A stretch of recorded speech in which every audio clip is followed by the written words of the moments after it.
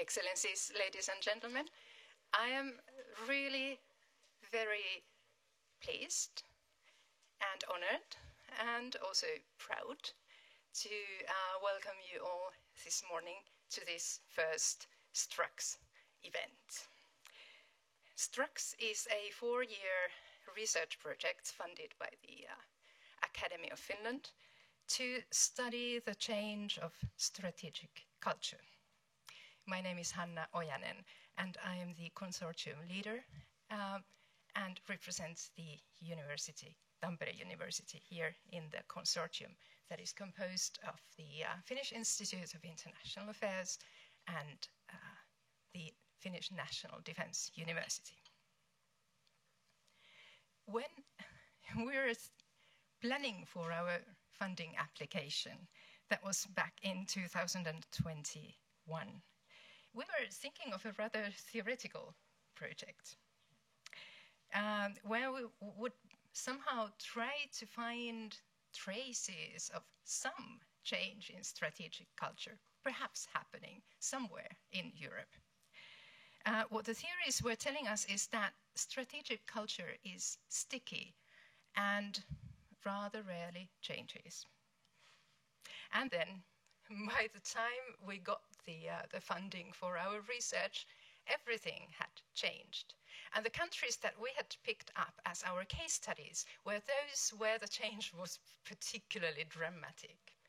So here we are, suddenly. We were faced with a project that is both really topical, but also, as a matter of fact, urgent. So now, from where we come here today, is that we have just spent 2 days with our brilliant advisory team and other external experts thinking about the theme of our research and how we will move forward. Our advisors are here today to share their insights with you.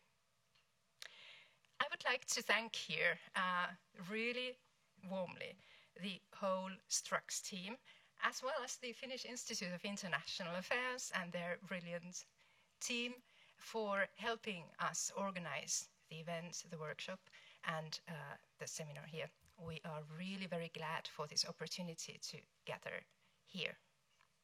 And I would like to thank Niklas Helvig in particular. Niklas is a leading researcher here at the Institute and a crucial person in our project.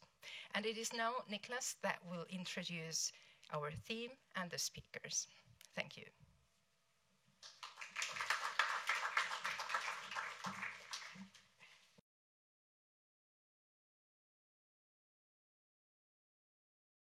Yeah, also a very warm welcome from my side. It's really good to see that so many people showed up in person here today. Thank you, Hanna, for this, for kicking us off, and for these nice words. So yes, the Finnish Institute of International Affairs is one of the 3 consortium partners. So this STRUX project is implemented together with Tampere University and also with the National Defense University, and Tommi Koivula, as one of the 3 co-leaders of the STRUX project, is also present here. And for FIA, it's really a privilege also to be part of this consortium.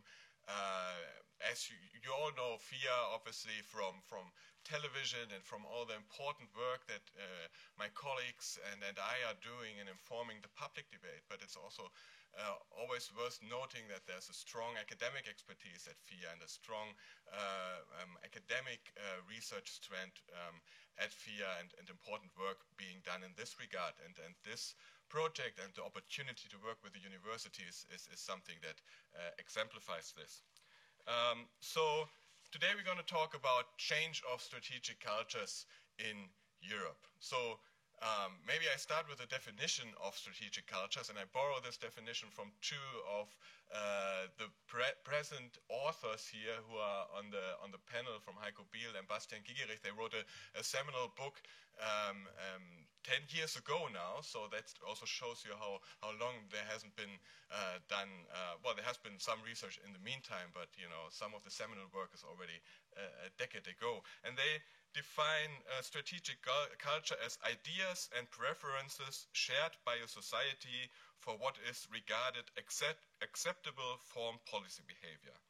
So it is something that decision makers, when they take decisions on foreign and security policy, have in the back of their head.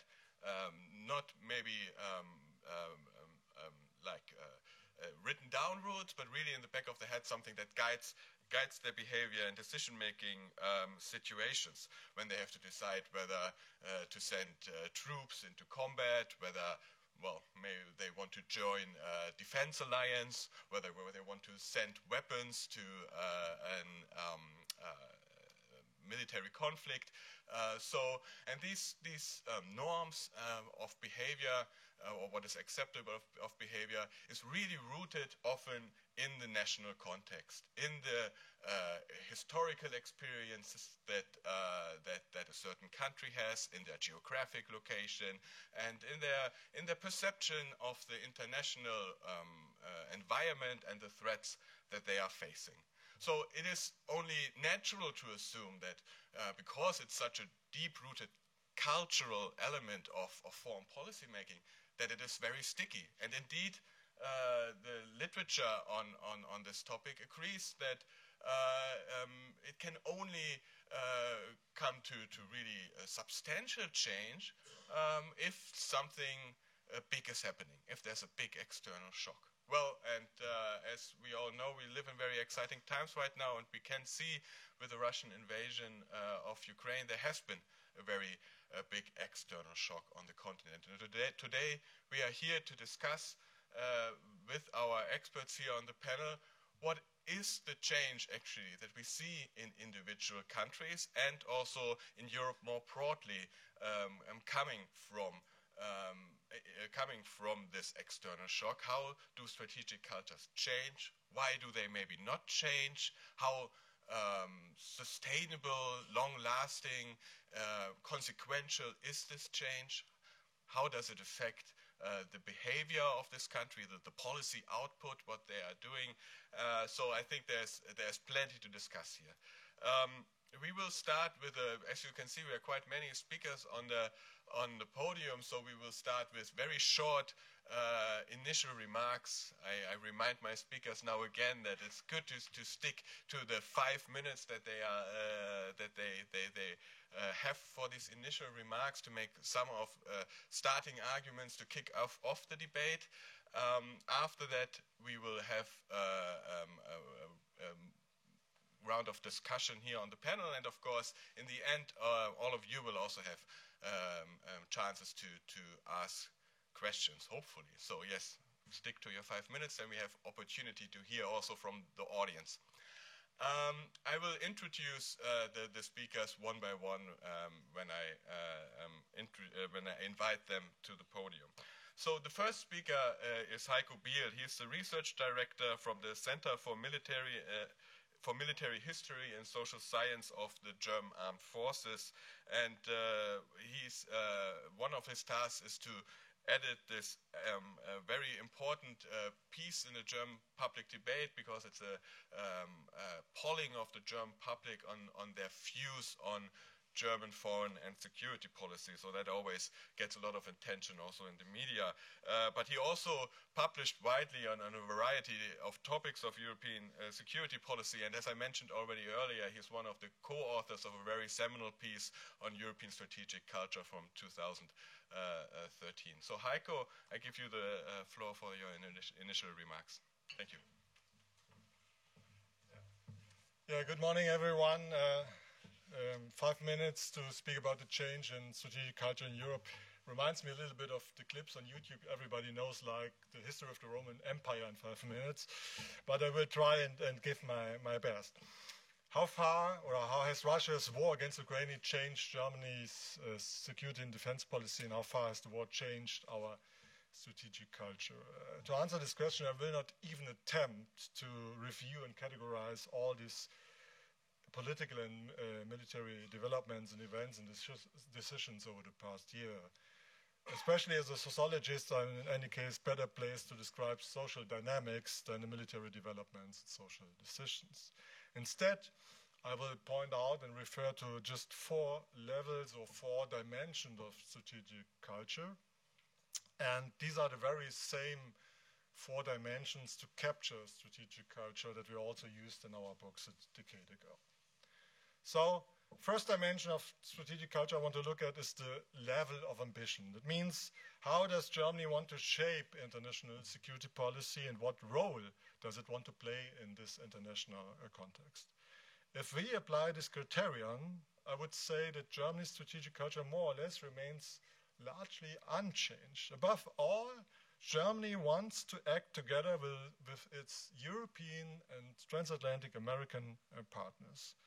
This applies to the armed forces, to political elite, as well as to society. For example, Chancellor Scholz made it very clear that when he decided to send battle tanks to Ukraine, Germany would do so only if the Western partners did likewise. Some reports even said that Chancellor Scholz forced President Biden to deliver a US tank to the Ukraine too. It was important for us, or for the Chancellor, to send a signal: we are not doing this on our own, we are not doing this alone, we act together with our partners. In this regard, I would say that not much has changed. Never alone again is really a historical lesson in Germany and still a core of the German strategic culture. Let's come to the second dimension I want to look at, and this is the domestic setting and the relevance of the political system for external behavior. What do I mean with this? It's the power balance between the government on the one hand side and the parliament on the other hand in security policy. This has to do with our constitution and the German law, and under German law, the parliament must approve when the Bundeswehr is sent on international missions, like in Mali or Afghanistan. So you have a strong say of the strong influence, strong leverage of the German parliament.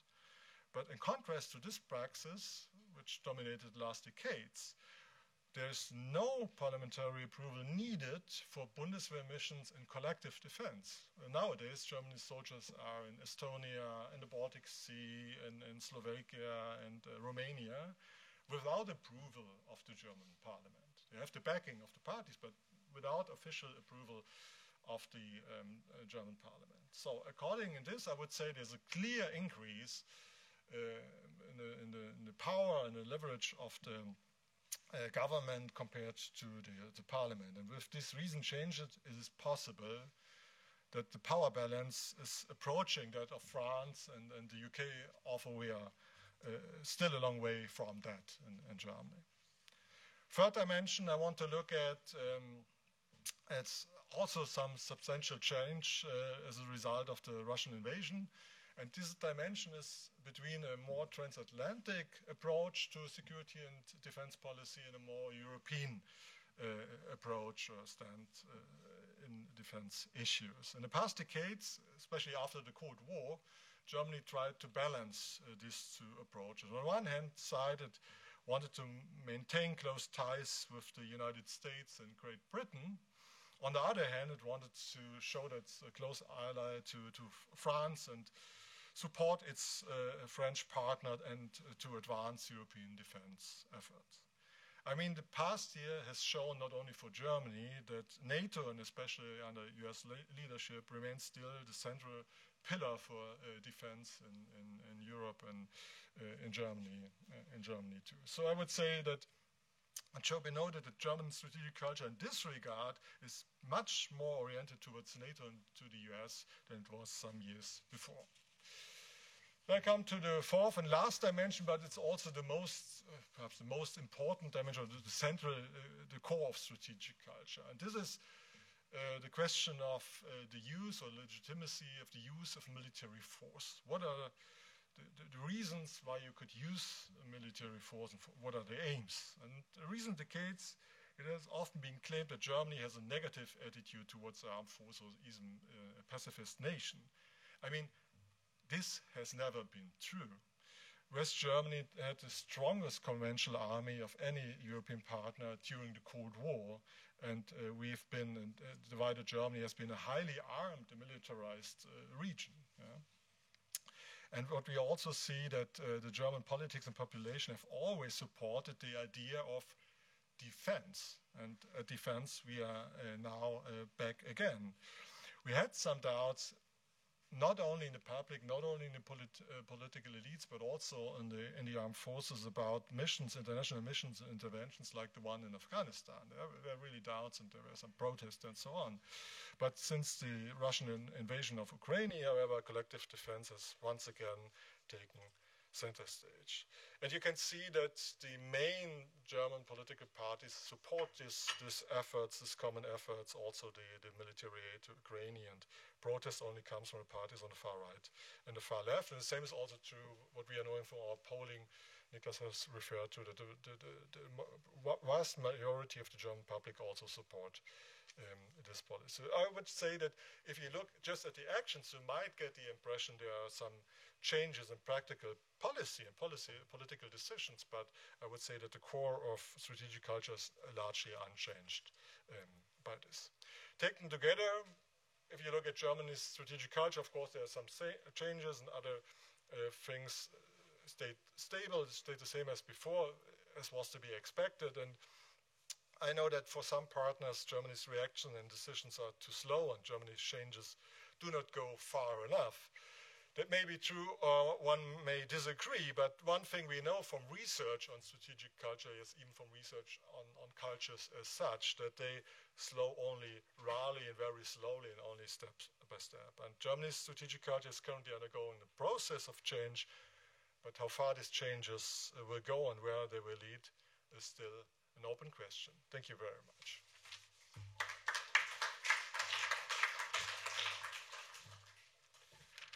Yes, thank you very much, Heiko, for your initial remarks. And I think, where this will lead, maybe this, I might pick your question on this later as well. Even that is, of course, predicting the future is always a bit difficult, but maybe we can point to some things. So next up is France. As you see, we go through some of the case countries of the Strax project. So first was Germany, then we have France, and then we look also into Sweden. And our speaker that will enlighten us on the situation in France is Olivier de France, very fitting name. And he's a senior research fellow at the, now I have to pick up the name of the institute. I'm so sorry. Senior research fellow at the French Institute of International and Strategic Affairs. Sorry about that. And because we talked a lot about his other position that he has right now as well. He is a Dahrendorf Fellow at the St. Anthony's College at Oxford, where he currently does more theoretical work. But before that, he has worked also at many different and important think tanks in Europe, at the EUISS in Paris, and at European Council on Foreign Relations as well. And his latest book on Europe's position in the current geopolitical environment and how it's developing its activeness there has been shortlisted also for a very important Jacques Delors Prize. So, Olivier, I give the floor to you and your initial remarks.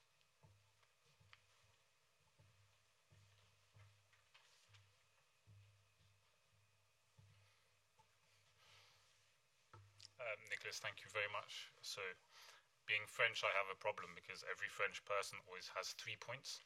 And I have 5 minutes, so I'm going to pack everything into those 5 minutes. Being French, I also have given my 3 points 3 very pretentious names, because French people always do that as well. My first point is on strategic myopia. My second point is on strategic cacophony. And my third point is on strategic cultural continuity and change.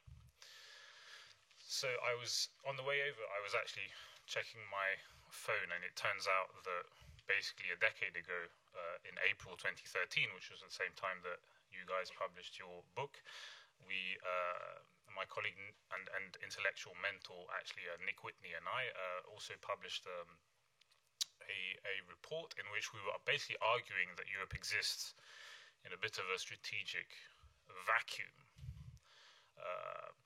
Basically, there was little strategic thinking going on across Europe, and when there was, it was a bit myopic. You know, myopic is when, like me, you have glasses because you can't see clearly through the fog of war and the fog of peace, basically. It's basically the fog of strategic shifts. The idea being that the tide of history had slightly turned, really, since the end of the 20th century. At the end of the 20th century, we lived in, again, very pretentiously, I would probably call a Kantian world, where we all thought that, it's not a very original idea, but we all thought that we could actually engineer a world in which, if you like, everybody would be European. So we would live in a rules-based environment where we would solve conflict without waging war, right? Essentially, Europe could export its own values to the world. It's kind of cosmopolitan, perpetual European peace, right? There's a form of European exceptionalism that we wanted to extend and become universal, right? And then what happened was essentially the financial crisis of 2008, and it was just essentially a succession of crisis after crisis, right?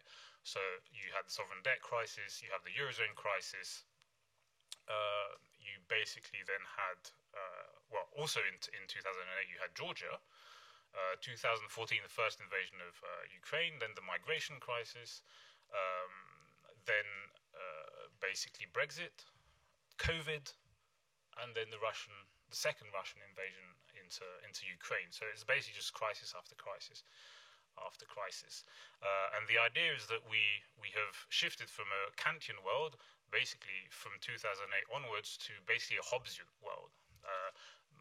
The British historian Timothy Garton Ash says it a bit more clearly than I do. He says that basically we went from a liberal internationalist optimism at the end of the 20th century to nowadays what he calls an imperialist nationalist realism, right? The idea being that Europe shifted from trying to export its values to the world to suddenly becoming what Richard Youngs calls a protective power. Instead of exporting its values to the world, it wanted to protect itself from the unrest in its own strategic environment, and it became much more inward-looking and navel-gazing and much less open-minded in a way, but became much more closed, with the idea of, Fortress Europe. And when Ursula von der Leyen went to Greece and said that Greece was the shield of Europe in the migration crisis, so a much more kind of closed and protective power. And the idea was at the time that that basically European strategic thinking hadn't quite caught up with these strategic shifts. We had a vague, diffuse sense of it, but not quite. That hadn't actually trickled into strategic cultures, European strategic cultures. With one caveat, which is I always remind people that basically the December Council in 2013, which was about defence, which really kickstarted the whole series of partial progress in European foreign policy and defence. So all the stuff that we're now talking about, European Defence Fund, PESCO, the Strategic Compass, the Global Strategy, and so on and so forth, was actually put on the table initially by the European institutions, right? And this was before the first invasion in Ukraine. It was December 2013. So in a way, there was not just strategic myopia, but also some form of strategic kind of maybe uncharacteristic strategic acumen or clear-sightedness from European institutions. So it's both myopia and strategic acumen. The second point is strategic cacophony. So this basically, this study that we published before the December Council in 2013, arguing for more strategic thinking in Europe, was entitled Europe's Strategic Cacophony. The idea being, again, not a very novel idea, but the strategic cultures and identities in Europe were kind of different. Heiko mentioned, for example, if you take France and Germany, they have very different attitudes to the use of military force, particularly in out-of-area operations. this is because of kind of deep historical, psychological, social reasons that do not change quickly.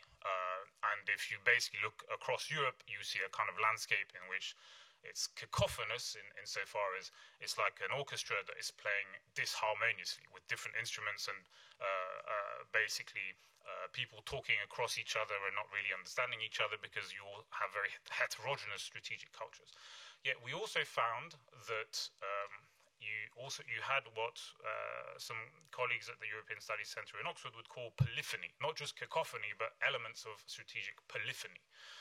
In other words, what we did was we tried to kind of have a taxonomy or classify what strategic cultures, what the convergences in strategic cultures were across Europe. We had different categories. We had the abstentionists, so people countries for whom strategic thinking wasn't very important.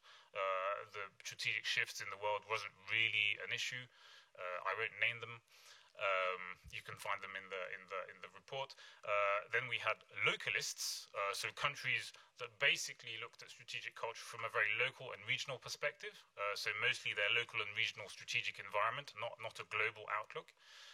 Then we had the globalists, so countries which had a global outlook but really didn't quite then deduce that or infer from that anything in practical terms about their own armed forces, the format of their armed forces and how they would do use of force. And then you had the strategists who actually had some strategic culture, had deep strategic thinking, and applied it somewhat to the structure of their armed forces. And then you had the grand and actually Finland was part of this category, the strategists, because when we read the Finnish documents and strategic thinking, we were quite impressed at how the innovative and deep nature of Finnish strategic thinking. And then you had grand strategists who actually had strategic culture and strategic thinking and also applied it very kind of steadfastly to their own armed forces and what they thought their armed forces were for in the world, right? So you had elements of polyphony, which we organized around those different kind of categories and themes. And I also think there's an underlying strategic polyphony, which is a kind of European worldview, right? Which you can only really see when you're outside of Europe, when you're looking at Europe from the outside, which is that basically we do share a kind of a similar worldview when it comes to the rule of law, to democracy, to the idea of having a rules-based international system. We kind of share the idea that the international system should be a win-win environment, not a kind of Hobbesian zero-sum game. And sometimes I think, underestimate this kind of underlying strategic polyphony. So you have, again, in the same way as you have strategic myopia and strategic acumen, you have both elements of strategic cacophony and of strategic polyphony. My last point is more specifically about France and strategic change and continuity in France.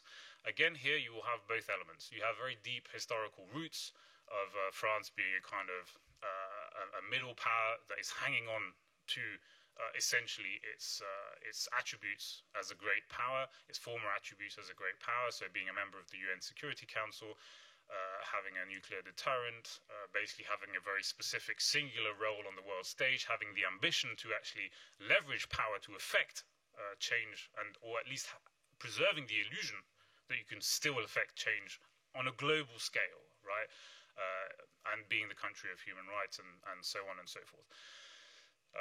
In terms of change and strategic cultural change, I think the recent Russian war in Ukraine is going to have to make French strategic culture change, and it already has in certain respects.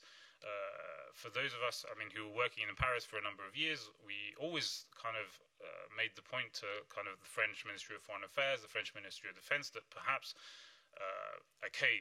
France has this kind of role and likes to think of itself as a strategic leading light, as a strategic brain, has loads of strategic ideas in Europe, which then other European partners have to try and understand.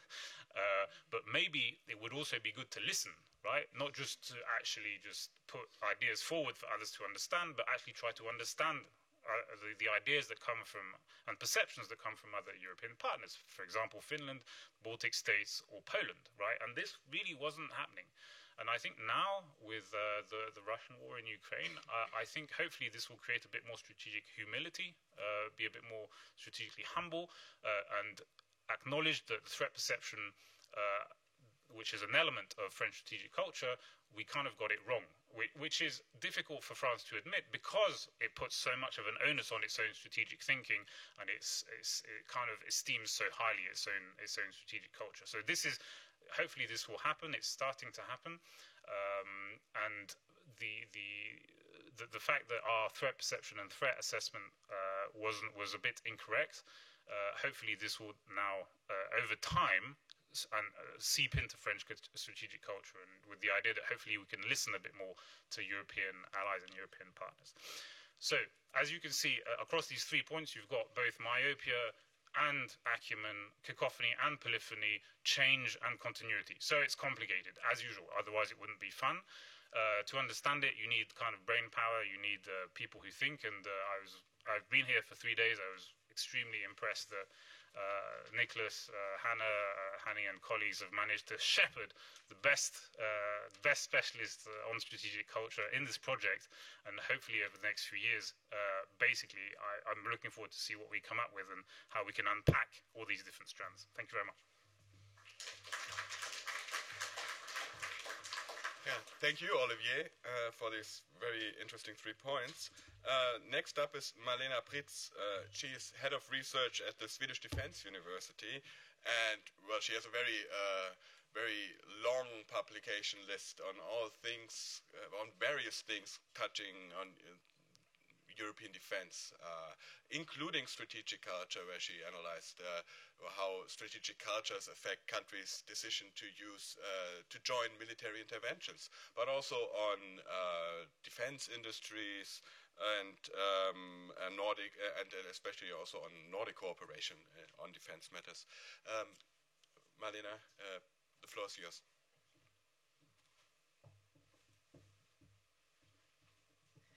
Thank you for inviting me to these days and this seminar. As you said, I'm head of research at the Swedish Defense University. It doesn't mean that I'm the best researcher. It means that I'm the best at sitting at meetings about, things that have to do institutional things. So I have better meeting stamina than the other researchers. So that's what it says. Well, it's been very fascinating. I'm so grateful for you to inviting me here, because when you sit in meetings, you sometimes your mind drifts a bit, especially in these very important times, and you start to think about your research, and you sort of hear the call from the research to bring you back and start thinking more about European security again and writing more about European security. And these days have really sort of made me think that I have to, break out from those meetings and do proper research.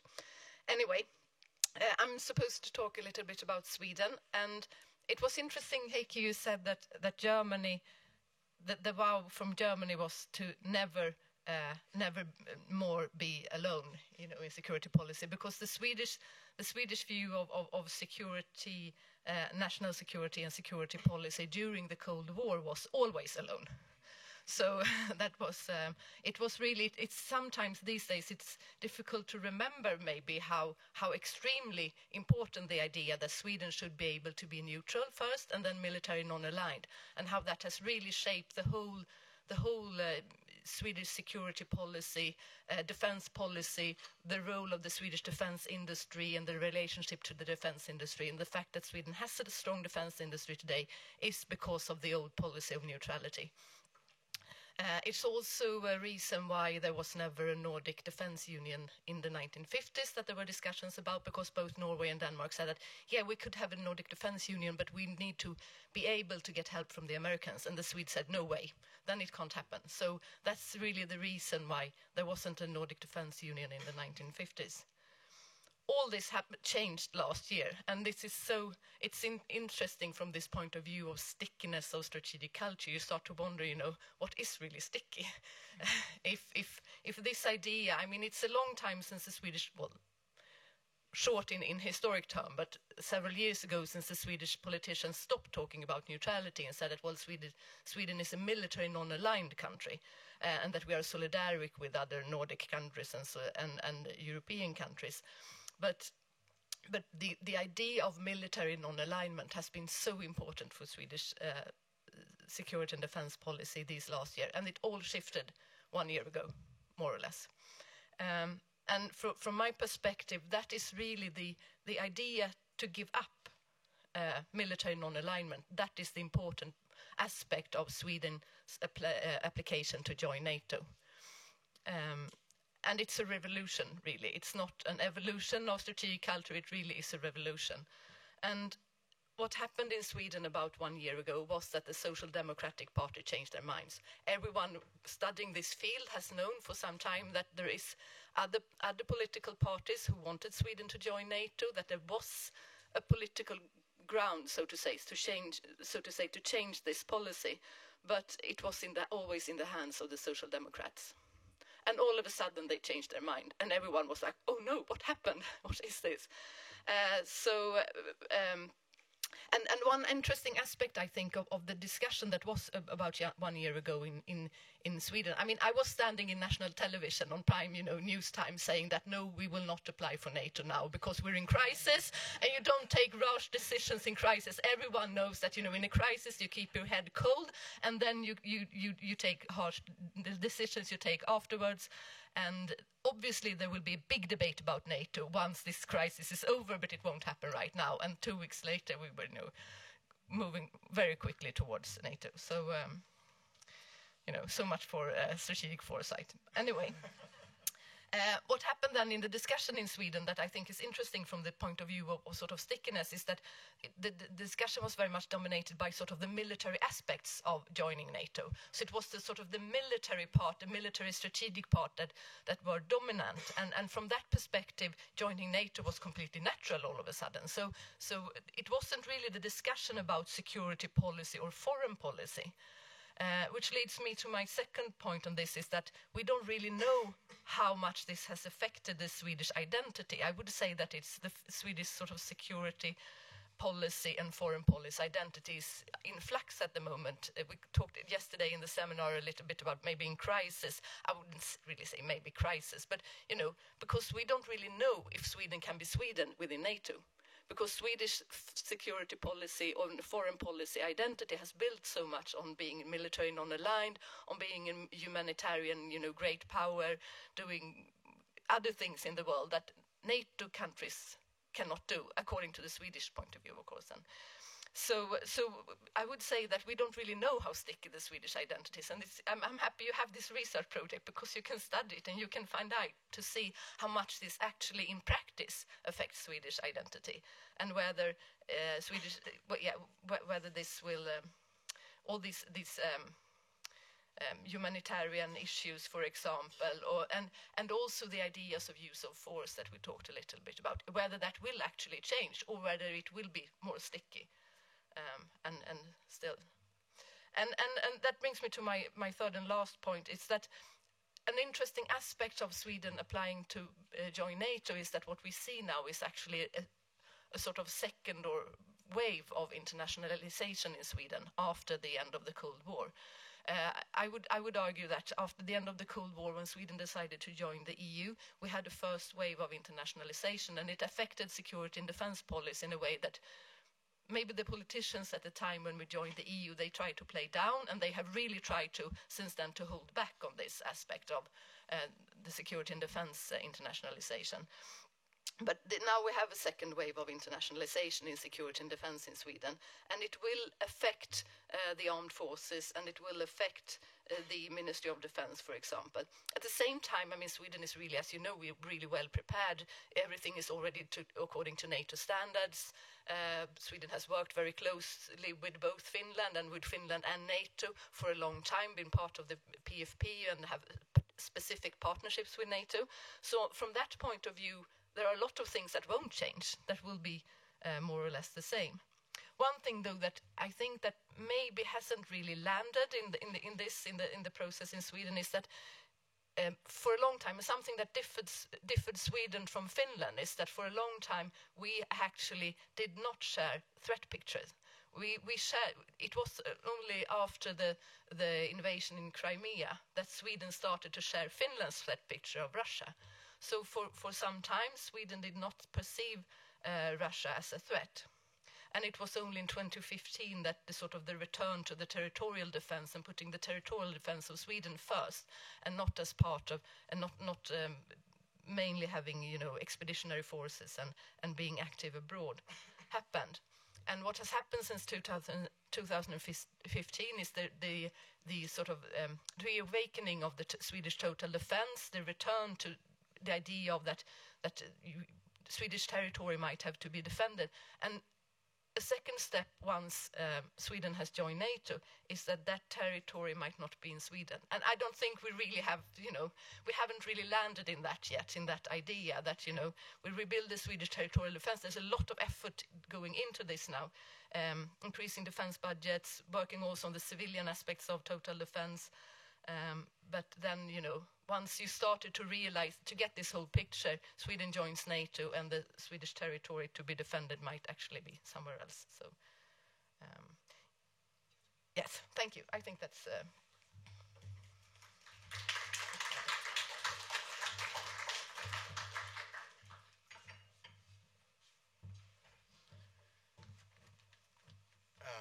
Yeah, thank you so much, Marlena, for this input. Yeah, next up, now you can already see we went through the 3 case countries, but the ambition of the STRAX project is not to only stay on the national level, but also think a bit about what are the consequences for the emergence of a European strategic culture, what are the processes, the agents of change on the European level. And this is reflected in the seminar. We don't only want to look at the national discussions, but also a little bit on the transnational and European discussions. So now we have Bastian Gigerich as the next speaker, who is Director of Defense and Military Analysis from the International Institute for Strategic Studies, where he, amongst other things, is editing the military balance sheet, which is one of their flagship publications. But one of the reasons why we are really happy that he's part of our advisory board of STRAX is that he's one of the intellectual fathers of this idea of a European strategic autonomy. And now I'm going to reveal a little bit that he's maybe a bit older than he looks, because already 20 years ago he wrote his PhD on European strategic autonomy, which really became also a seminal piece after it was published. And so it will be really interesting to hear your views now, how you see this in a European context.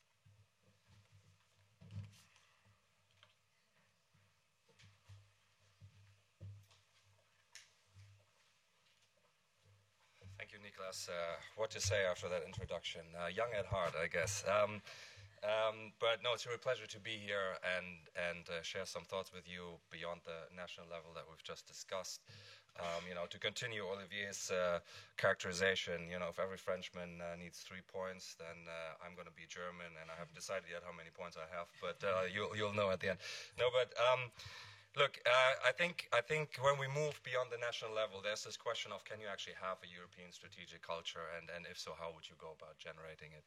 And I think it's quite interesting if we go 20 years back to when the first European security strategy was written, which you might recall.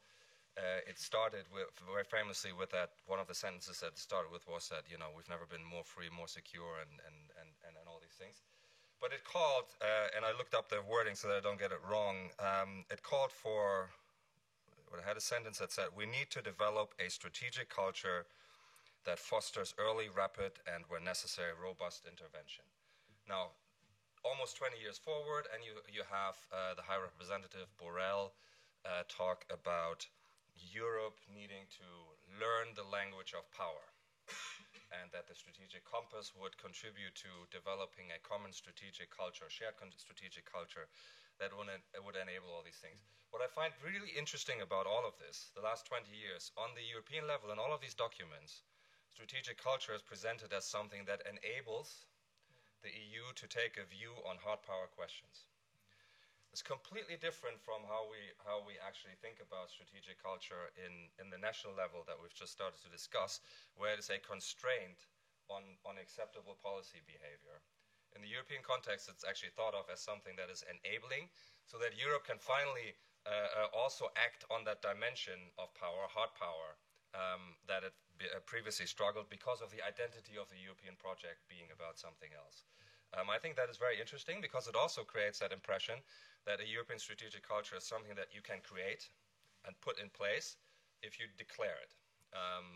And I think that is from my point of view, I know others have other views, but from my point of view, I think that is problematic, because I do think really the kind of action that is enabled at the EU level is enabled by member states. That's still the case in security and defense policy, and I think there's a lot of value in looking at how national strategic cultures align and overlap in order to understand what becomes possible on the European level, because ultimately the accountability for death and destruction still rests at the national level. I don't see that change. So let me talk a little bit about some of the shifts that I think are relevant right now. And I think for me, it's a lot about, shifting centers of gravity. So about, movement on different dimensions. Heiko spoke about some of the ones that we've used for analytical purposes. But I think it is quite interesting on the NATO-EU angle, how the war in Ukraine has really led a lot of people, not just Finland and Sweden, into the NATO basket, but existing NATO members much more relying on NATO again after spending a lot of time thinking about the developing security defense role for the EU. I think that does matter for strategic autonomy, the idea of strategic autonomy, which is much more muted now. It is mostly an idea that is pursued now in things that aren't exactly headline grabbing, like the regulations around EDF, the regulations around EDIRPA, and all of these kinds of instruments. Who would have thought that the most important tool in the security and defense basket right now is the European Peace Facility? Who would have thought that a few years ago? It's not PESCO, it's not EDF, it's the European Peace Facility, which is being used primarily to deliver lethal aid for a country that is fighting a war. Not at all, so that's a shift, that's a big shift in the conception and in the focus. And I think the European Commission is an interesting actor to watch here and see how it expands its remit here. It has for a little while in the direction of regulation of the European defense equipment market, but now when we're moving into joint procurement, joint research and development for procurement purposes, that will be very, very interesting, a very interesting process to watch that relates to this conception of a European emerging strategic culture. The warfighting versus crisis management has also been mentioned again, but I think, again, this is really very important. The lesson for most people is, if you look at Afghanistan and Mali, that the crisis management agenda has actually not worked. It's been a failure. And before this war started in Ukraine, we actually all thought it was a failure. The withdrawal from Afghanistan was a disaster. Mali was already moving in a direction that wasn't a happy one. And we didn't have anything to replace that with, and now we do, because big war is back. And that matters. The conversation is, again, about, as I said, death and destruction, not about social work with guns. And that's, again, a very important shift. Defense spending, another important shift. 2014, NATO member states signed up to what they always had as a bit of a guideline in the Defense Investment Pledge on the 2% of GDP. For defense spending. Now that is rapidly turning into a floor, no longer a ceiling. So, that's a shift that not all of us have yet grasped, but that reflects a new reality. That relates to commitments that nation states are signing up to right now. And perhaps the most significant shift in the center of gravity, I think, is in the relationship amongst European member states in the field of security and defense itself. I would say, I mean, Olivier, I don't know whether you would agree, but I would say the Franco-German core is increasingly irrelevant in this. And the center of gravity is much more to the east and to the north now than it was for these questions. That'll be interesting. I think the missing element here is Poland a bit, because Poland is making some very significant decisions, but is very hard to work with right now for Germany and for a couple of other countries. But just to give you an example, if Poland does what it says it wants to do over the next 10 years, then by the early 2030s or mid-2030s, Poland will have 6 divisions in its land forces. 6 divisions. In the early 2030s, you can count up the UK, France, and Germany, and together they will also have about 6 divisions. So, you know, speaking about the center of gravity, this is a very real thing that is happening. And who is able to make a significant contribution to the conventional defense of NATO's eastern flank and also the EU's eastern flank, that is an evolving picture. And I think who we are used to as being the centers of decision-making and the thought leaders, that is changing around us, I think. And again, not something that people have reflected on. So maybe I'll stop there for now, and I'm looking forward to the discussion. Thank you.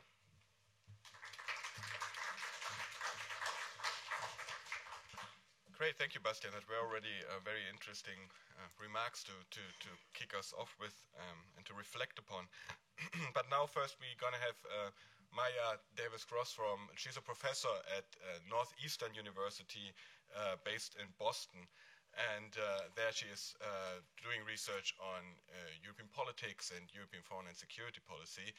And she's really one of the leading researchers when it comes to the concept of epistemic communities, and has wrote several seminal pieces on this issue, on networks of professionals that can shape policies in various ways. So that is also one of the reasons why we're so happy to have you on our advisory board, because it's also a very important factor, we think, when it comes to thinking about strategic cultures. So, Maya, please, the floor is yours.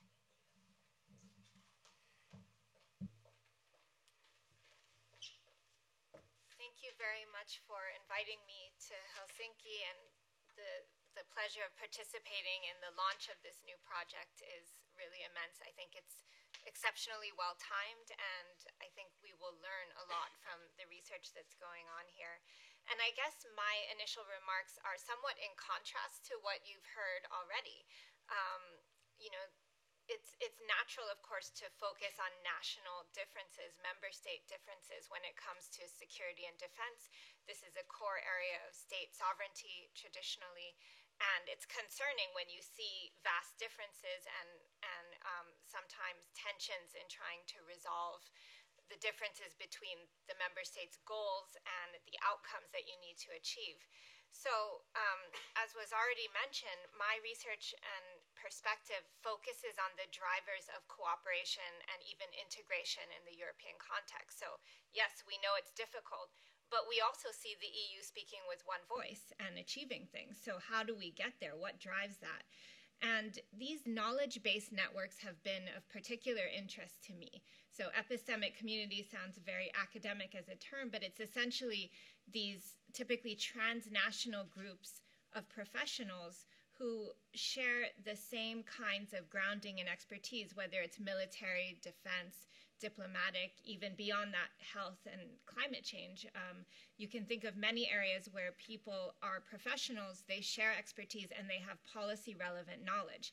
Now, that's not enough. They then have to take the step to go further than that, to actually agree on policy initiatives, to agree so strongly in the policy initiatives that they seek to convince capital's democratically elected leaders to change their perspective, to change the policy goals based on this expertise.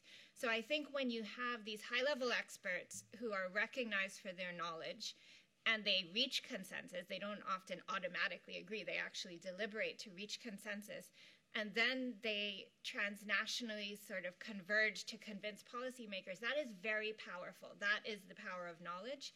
And so I think that's kind of where I start. And even in security, my research has really shown that there are a multitude of these knowledge-based networks who come to agreement on military defense across Europe, and they're able to bridge some of these gaps that we've already heard about.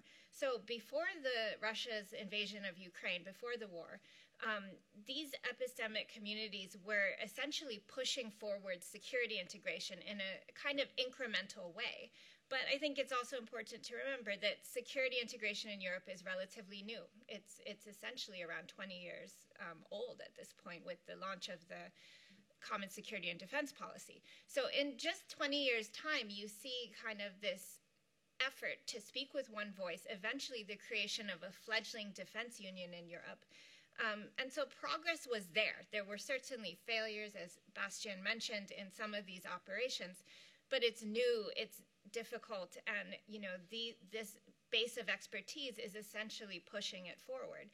But now with the war, I think there is the emergence of new epistemic communities, and the landscape has changed. So you still have incremental adjustments, this goal of defense union, but now you have European society more activated, more aware of what's going on in defense terms because Russia's aggression is so tangible now.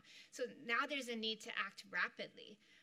And I think there's also an emergence of a slightly different kind of actor known as epistemic coalitions. So rather than just the epistemic communities with shared expertise in an issue, they're actually needing in the crisis moment to bring together people of different types of expertise to come up with new solutions. So the need is there, and it's also transatlantic because of the nature of tackling the war in Ukraine. You're seeing these epistemic communities' knowledge being shared so that there can be coordination amongst allies.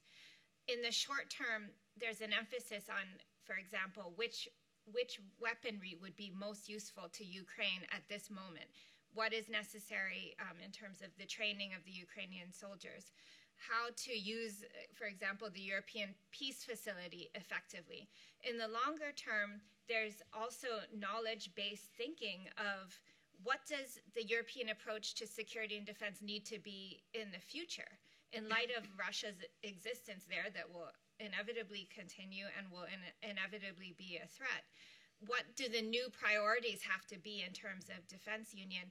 And then how to continue those longer-standing humanitarian goals, right? Because as was already described, the EU has been really focused on these operations and missions in third countries that are often humanitarian. So in order to avoid this kind of fortress Europe that Olivier mentioned, the EU and the epistemic communities that support cooperation have to work both in the ongoing humanitarian side to develop that better so you don't have failures Mali, Afghanistan, but also in this sort of territorial defense long-term picture. So I would note that these epistemic communities, these groups of experts, they don't exist in a vacuum. They have to convince policymakers. They have to convince elected officials. They have to be persuasive, and they have been in the past.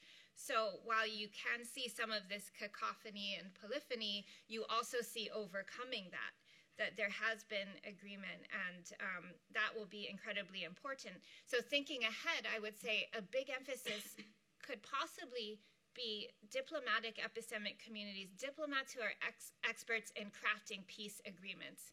Because even though peace is a long ways off and Russia and Ukraine are entrenched, right, in their current positions, it's important to think ahead, as has happened in the past with other wars. What could some peace agreement look like when Putin, for example, is no longer in power? How can we prepare for that? So there's a wealth of expertise in the European Diplomatic Service that I think could be really helpful thinking ahead. But generally, I suppose I'm a little more optimistic than my fellow panelists. I do think security integration will continue. In fact, I think it will accelerate, and I think these knowledge-based networks are really important to all of that.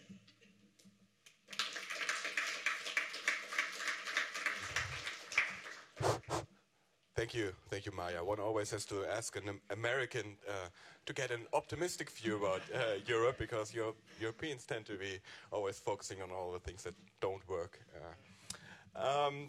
So maybe now we have a couple of minutes before I open the floor to start a bit of the discussion here. Maybe I start with you, Maya, because I found this concept of epistemic coalitions very interesting, and I want to go back to your remarks on how the Russian invasion of Ukraine has changed maybe the role of epistemic coalitions or epistemic communities. So just to clarify, do you see now after the invasion that there are different epistemic communities at play in the European context, shaping the response? Do they use the same avenues of influence in this context? What are the changes, how these epistemic communities operate now in this current crisis?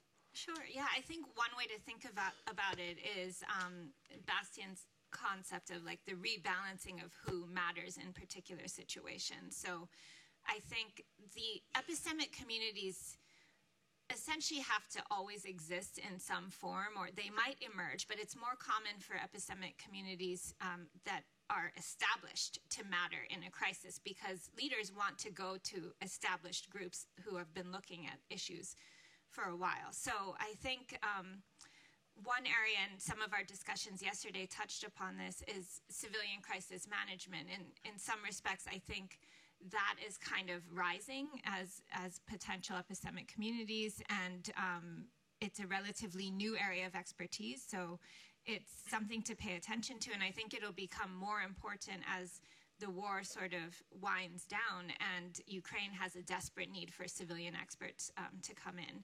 But as far as epistemic coalitions, I mean, I think it would be important to look at sort of how defense industry experts, maybe even in private companies, are coming together with policymakers and long-standing military epistemic communities. So seeing that kind of triangle of expertise would really be powerful in terms of what do we do next week, what do we do next month. And then you could also examine that in the context of sanctions, which although they are economic, they also have, of course, a strong bearing on what happens. And we know there's an 11th round now of discussions launched in the EU on sanctions. Yeah, thank you. I want to continue on this theme and turn to Bastian, because one of the points you raised was the role of the Commission in the European response, and that this has been elevated. This is certainly true when it comes to sanctions, where they really gained a role in the driver's seat, but also on some of the military matters, and there's a new DG working on defense issues, defense industry issues, and you mentioned the European Peace Facility as well.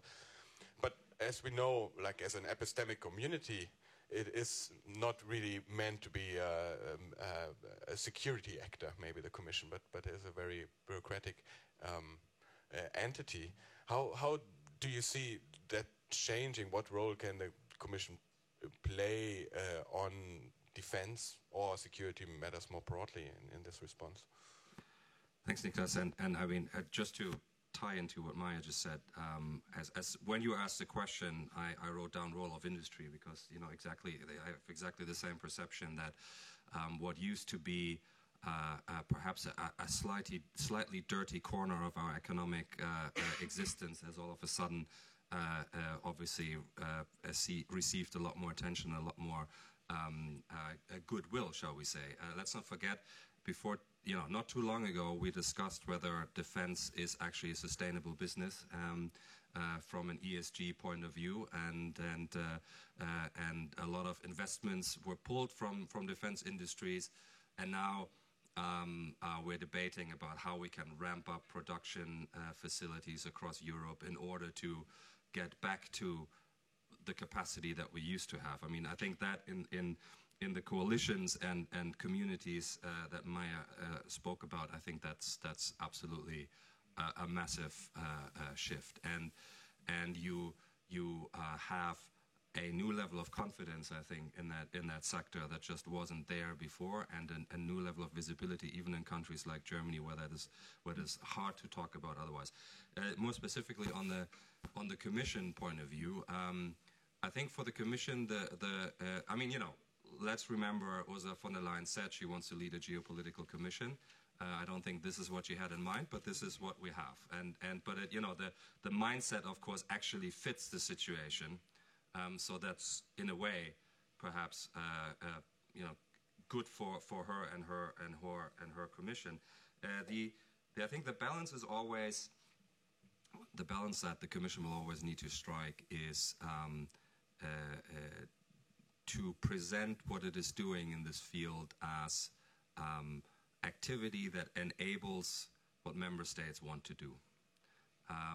The classic institutional role of enabling cooperation, lowering transaction costs, of achieving shared outcomes. As soon as the Commission steps too far ahead and turns more into a principal rather than an agent, the boundaries will emerge quite quickly. So I think that balance is something that the Commission will, I'm sure, be aware of, and that it will, if it goes about this well, can actually utilize to initiate policy change as it has already, arguably, in this field. So I think maintaining that balance will be key for the Commission to continue on this path. So and I think regulation is one of those tools, and we see currently the difficulties of agreeing some of the new regulations around the new defense initiatives. Interestingly, this morning I read that the Commission is putting out yet more proposals to sidestep some of the blocks. So I think they're trying to do exactly that, but that'll be a balance that is quite difficult to maintain. Excellent, thank you.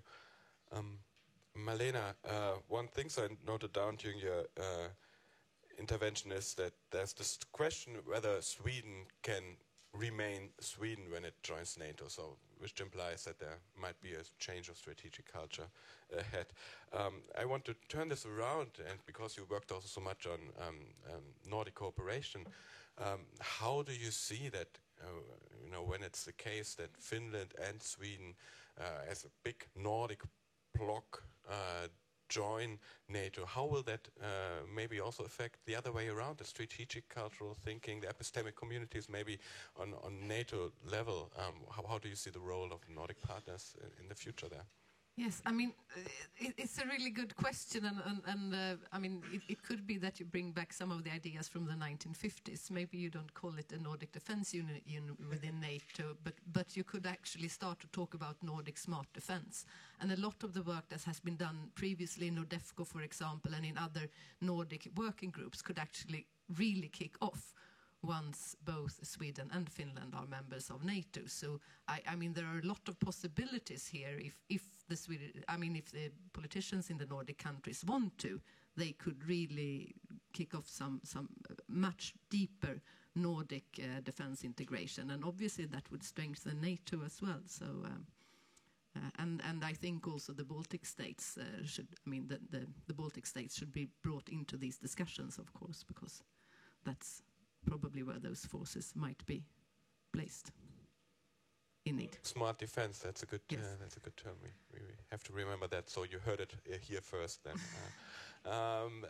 Olivier, Bastian made this job now easy for me because he already kind of made a comment directed towards you, and I think it's a very relevant one about the shifting relations within Europe between member states and the change of coalition dynamics, and really, the maybe weak spot of the German-Franco partnership in the moment. Or maybe that's an open question to you, how you see that. And I know that you look in your theoretical work also into relational theory. I don't know if that relates to this question now, but if you want to give your take on how you see this interstate coalitions within the European Union right now and the Franco-German role.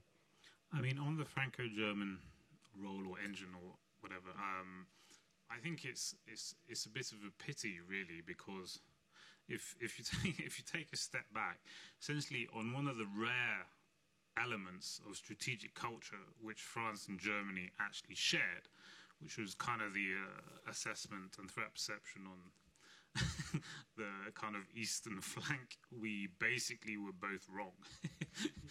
So on one of the rare things in which we have a similar world view, we were both wrong, right? The idea that, I mean, it comes from deep historical roots. I mean, you know, Montesquieu, the idea that basically by increasing economic commercial links, you basically conquer hearts and minds, democratic peace theory, the kind of German idea that by creating energy dependencies, you would basically preclude war, you know, because you were so, there were so many kind of links because of the energy mix and in energy terms between Russia and Germany, that this would basically lower the probability of war was obviously wrong. I mean, it's a kind of 21st century avatar of, you know, sharing the means of production when it comes to, I guess, steel and other kind of the means to wage war.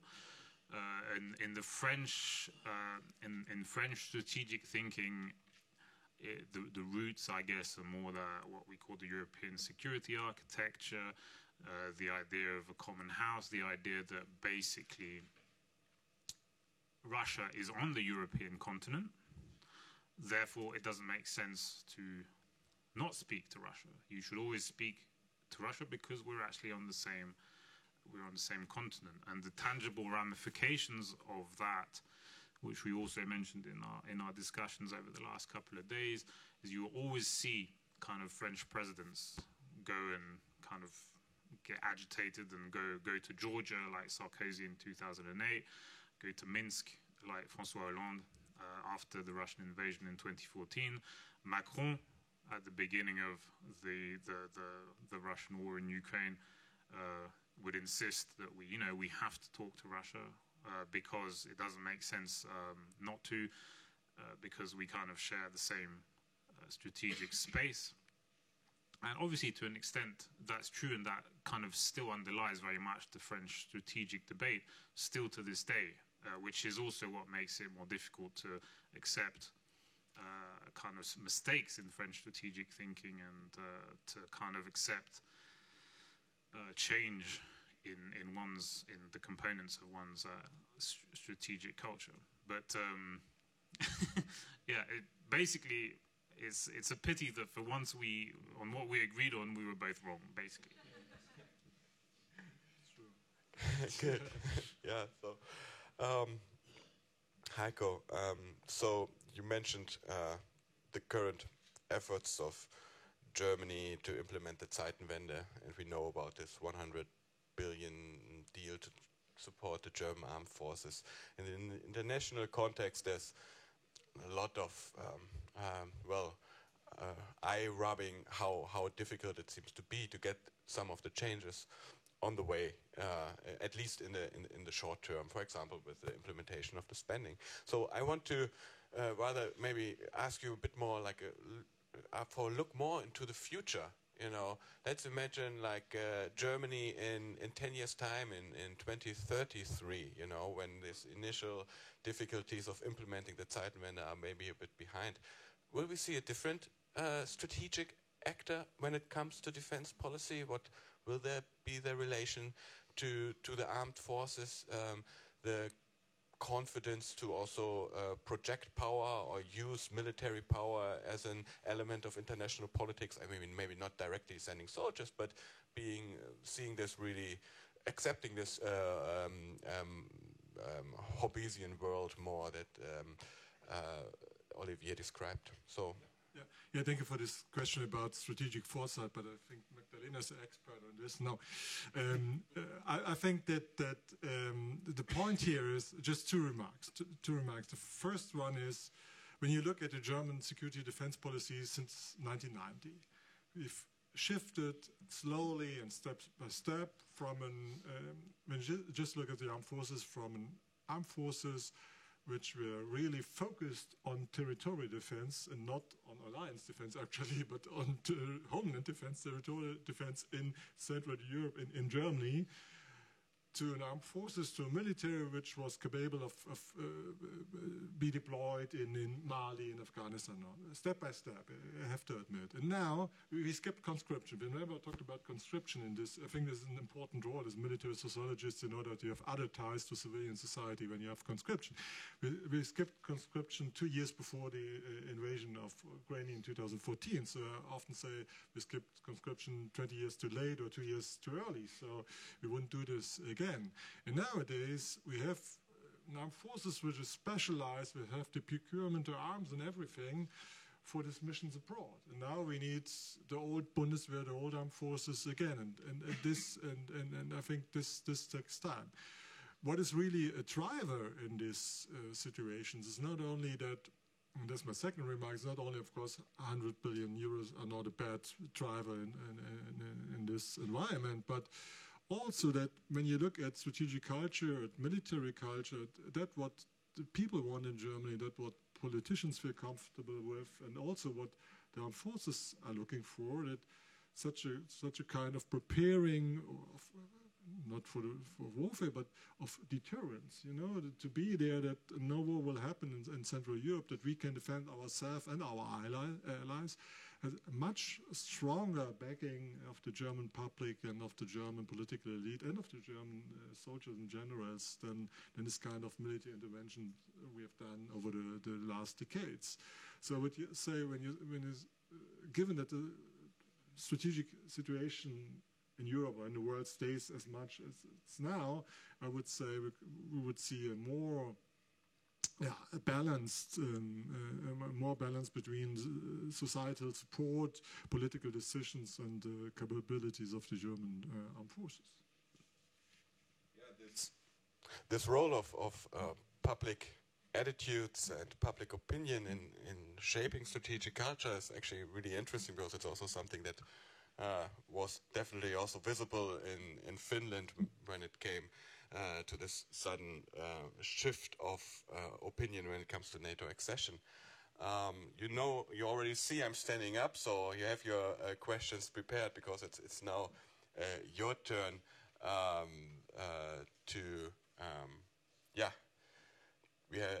to ask questions. Please, when you do, state your name and affiliation, and you can address it to a certain person on the panel as well as to the panel as such. But we start with Mr. Ambassador in the front row. Yes, thank you. My name is Konrad Das, German ambassador to Finland. I was missing one slight element in all this transition and the process. That was about generational profiles of decision makers and policy makers, both in parliament and in political parties. Because in the German case, at least, some of the political parties seem to have an issue about letting loose from certain ideas and letting younger charges take the charge. So I wonder how that was also an establishment issue across the board, both in the epistemical communities as in others, this generational changeover. Yes, maybe I'll give this to Heiko, actually. I'm pretty sure the ambassador knows the background, but I can tell it to the audience that in Germany we had this situation that strategic culture always plays with the idea that historical lessons are relevant, you know. And what are historical lessons? Since the Second World War, there are two main impacts on strategic culture, two main slogans, like no more wars again, never war again on the one hand side, and never alone on the other side. And that fits very well during the Cold War. And after the Cold War, there was a certain tension between these two principles, because we had to go participate in missions abroad, because we also had the pressure of our partners, and there was a certain tension. Now, perhaps it will fit in a more traditional way. And what you've talked about, Mr. Ambassador, is about the the lessons learned from the Cold War. And in Germany, it is certain romantic about the development and the role that Germany has played in the 1970s under Chancellor Brandt and the outreach to its Eastern European partners. Because I say romantic, because of course this was decisive, or was a small step in the ending of the Cold War and opening up of Eastern European society, but it had always the backing of a strong military. You know, it was not only about diplomatic and about political initiatives, it was always defense efforts and diplomatic efforts went hand in hand. And that seems to be forgotten, at least a certain generation. And now they have to learn and adapt very, very quickly, I guess. Thanks. I think we now collect 2 or 3 questions at a time, and then can have a last round of answers to that and comments on the panel. So Tuomas Isomarkku. Yeah, thanks. Tuomas Isomarkku. I'm Senior Research Fellow here at the Finnish Institute of International Affairs. Thanks to all of you for interesting presentations. I think this has been a very good discussion so far. I actually have several questions to that's very good. To all of you in the panel.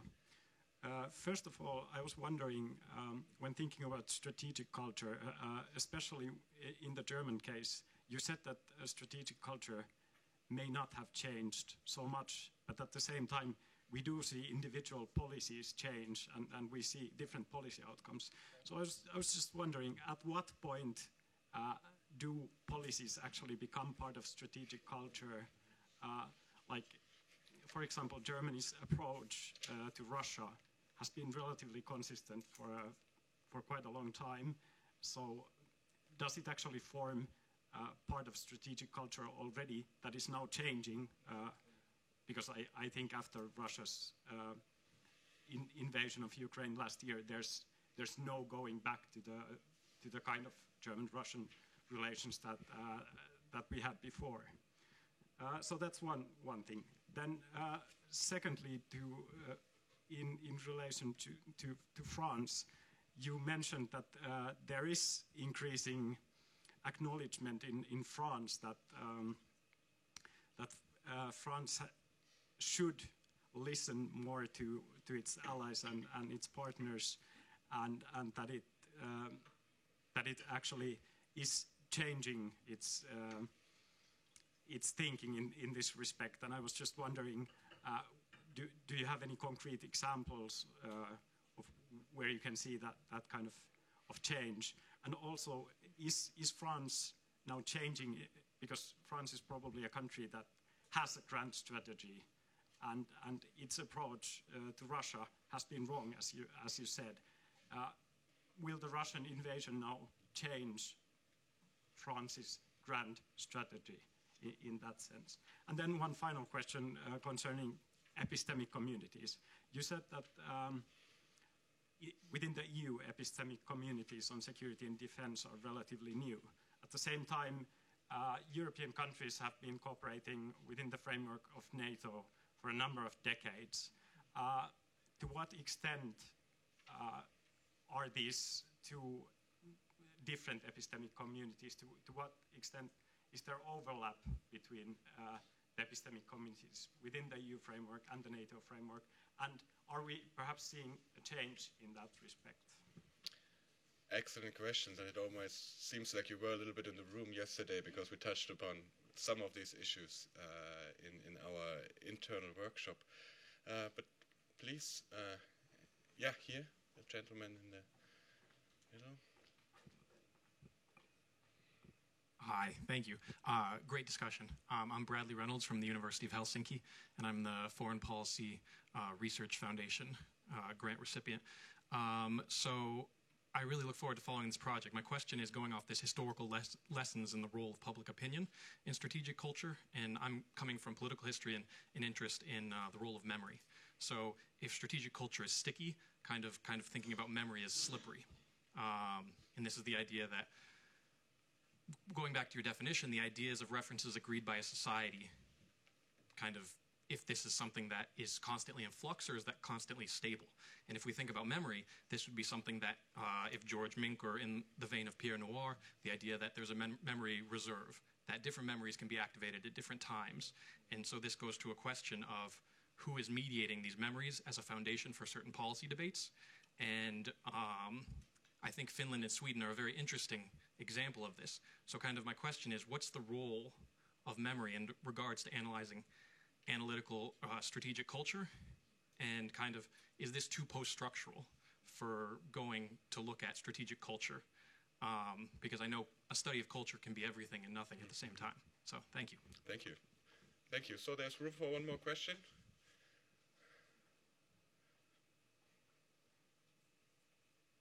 Yeah. Do you know? Thank you. So Niklas's colleague, Tine Karjalainen, the researcher, also here at VI. I would just ask, how permanent is the shift or movement of the powerhouse from towards east? So basically, because I would argue that the relevance of Poland in the European foreign security policy might be context specific to this war. So how do you see this? Thanks. Thank you. So I think there were questions more or less for everyone in here. So I would suggest that we do one more last round where you can pick and choose from these questions, but also make your final points that you still want to bring across here. You have, let's say, 2 minutes each. Yes. And so we work our way from the back and start with Maya.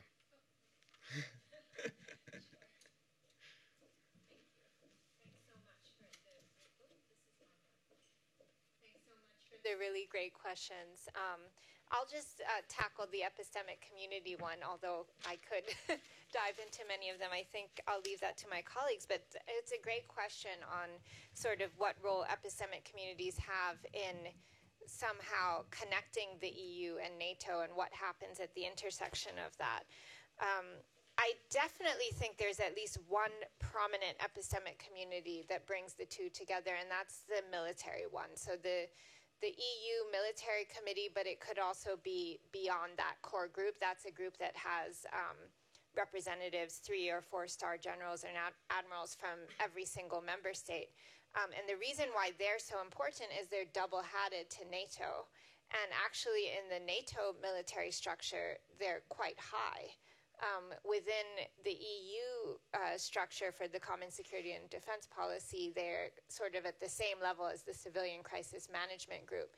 So I think, sometimes when people talk about NATO and the EU as if they're totally separate, I would actually think of them as very interrelated, and this kind of notion of a European pillar within NATO is key. So for your question on change, I think that is likely stronger, or it's at least emerging that way, that the kind of epistemic community that brings the EU and NATO together in military and diplomatic terms is getting stronger, because as NATO gets more important, it doesn't mean at the same time that EU defense is less important. The point is that the EU contribution to NATO, European overall contribution to NATO, has to be stronger in light of this, and it's definitely demanded by the United States at the same time. So it's a really fruitful area, I think, to look into further in terms of,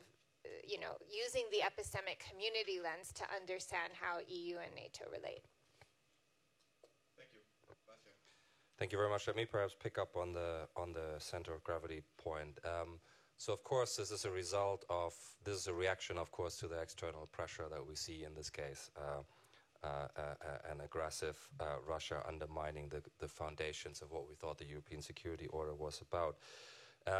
So I think that is not a short-term shift. If you ask me how long, well, I don't know. I mean, it depends on what else happens. But I think, Poland I used as one example, but another example is, of course, Finland and Sweden joining NATO. I mean, that is a shift. And I think, just to put it a bit into a bit more practical context, I think what that means is that while NATO, for example, will hold on to its rhetoric about a 360-degree view of the reality is actually that most nations will look at a certain part of that 360 degrees only and a lot less at another part of the spectrum. So I think I don't see that shifting again in the short term. Of course, you can always have some sort of strategic shock that might make us all sit up again. But I think on the trajectory that we're currently are on, some of these things have material consequences, not just political consequences, and I think those are here to stay. Thank you. I will pick up a bit your question about the role of memory in strategic culture, because I think that if you look at the example of Sweden, for example, when the idea of a military non-alignment has been discussed, this has been in a context of security policy. But 1 year ago, when the context was military strategy rather than security policy for this as the basis for this to shift, then you could say, I think, that there was a sort of a weaker memory reserve to draw on, because no one was really used to discussing the placement of Sweden and Swedish military non-alignment in terms of military strategy. It was always seen as a security policy issue. And I think that a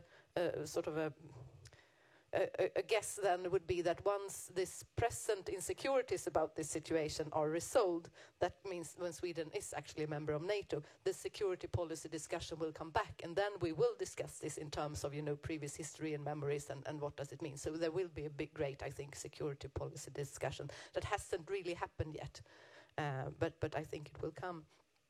I also have a small comment about the sort of the shift of the power shift to the east. I think also important to remember here is that we also have a power shift sort of to the north, and we haven't mentioned the Arctic area and the Arctic region, but this is a region that is important for all the important actors now in the war. Also have interests in the Arctic region, and there also obviously a sort of a shift in and changes within the NATO, and it might matter in the future actually, because you have Russia in the Arctic, you have the US in the Arctic, you have Norway in the Arctic, you have China wants to be in the Arctic, so it's an important part of the sort of a power shift, I guess. Thank you very much. On the on the French question, I think over the last couple of days we've discussed different definitions of strategic culture and distinctions we should make, and a couple of the distinctions we thought we should make are basically between what people say and what people do, and I think maybe we should add to that what people say in private and what people say in public, and there's quite an interesting distinction between one and the other. I remember asking Federica Mogherini in 2016 whether she would publish the global strategy if Brexit actually happened. She said yes, we will publish it as it is, which was great. But on the other hand, basically the document was more or less obsolete the very day it was published. The strategic compass nearly went down the same path, because thankfully, so it was published in March 2022, and over the various iterations, towards the end, basically very strong language, or relatively strong language when it comes to Russia was actually added at the last minute in some of the later iterations.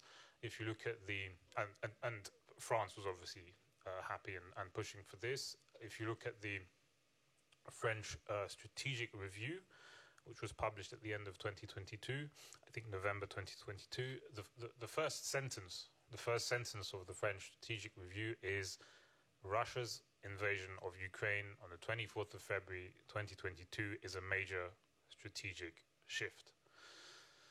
And then the whole document, draws the consequences from that. Now, that isn't quite the same thing as saying we got it wrong, right? There's a major strategic shift. We have to adapt to the changes in the strategic environment. Okay, that's not quite the same thing as saying we got it wrong, and it's not quite the same thing as saying we got it wrong publicly and in kind of public policy documents, right?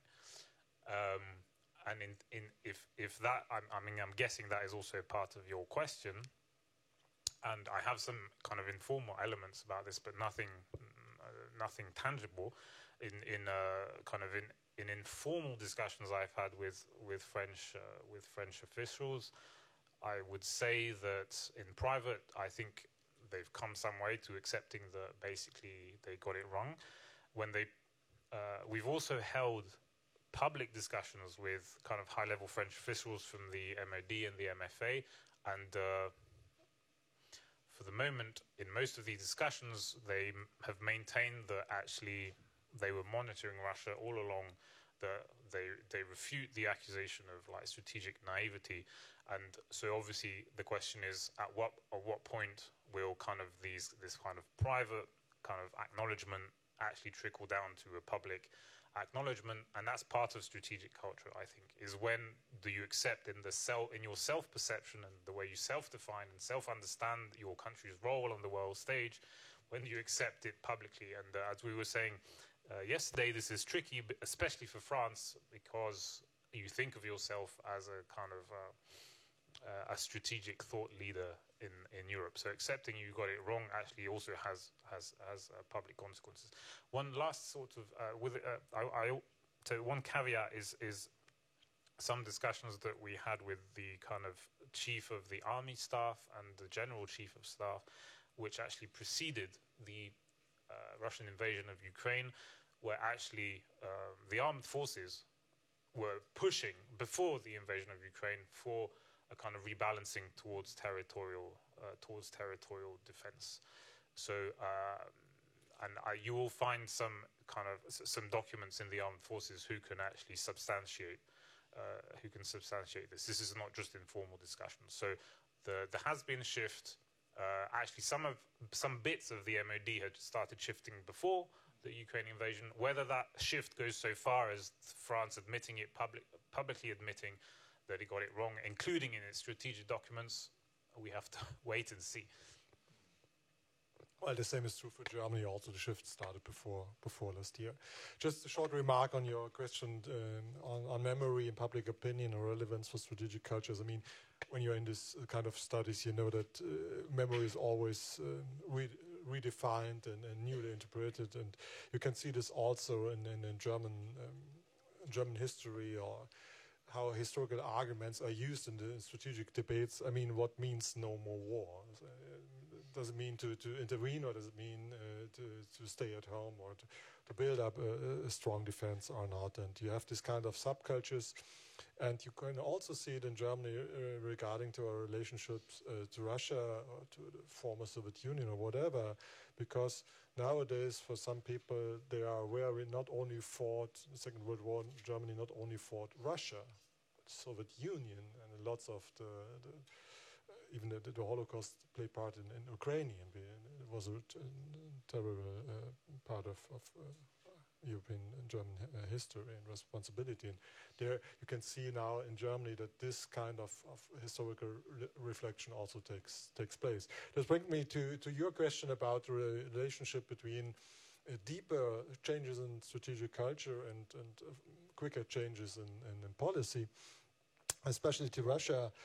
At least in the model that we used, the relationship to Russia was part of the threat perception, but not a dimension as such. So, I mean, perhaps we have also, from a more analytical angle, to readjust our dimensions. But what you see is the shift in our relations to Russia would just highlight 2 points. The first is, of course, public opinion. We see that the most dramatic shift we've seen in more than 20 years of polling is the relationship to Russia, because before the attack of last year, there was certain parts of German public who had understanding for Russian positions and wanted strong economic ties and links and exchange.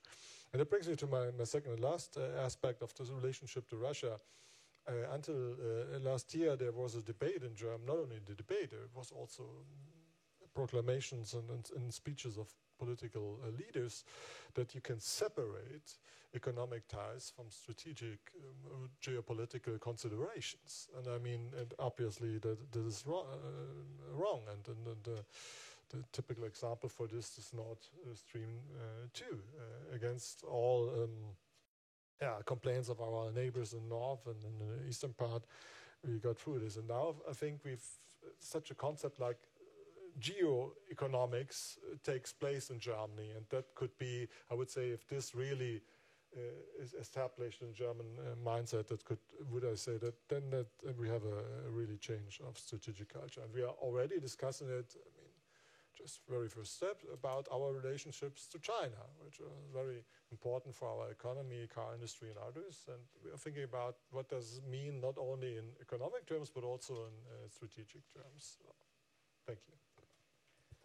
Thank you very much. We went a bit over time, but the good thing is it didn't get boring until the end. So I want to thank everyone for the patience in the audience, but also for coming here and for the great questions. And particular thanks, of course, goes to our panel and the great insights that they gave us into the role of strategic culture. And this really gives our project a lot to think about in the future. And we're really grateful for this excellent start into the project. Thank you.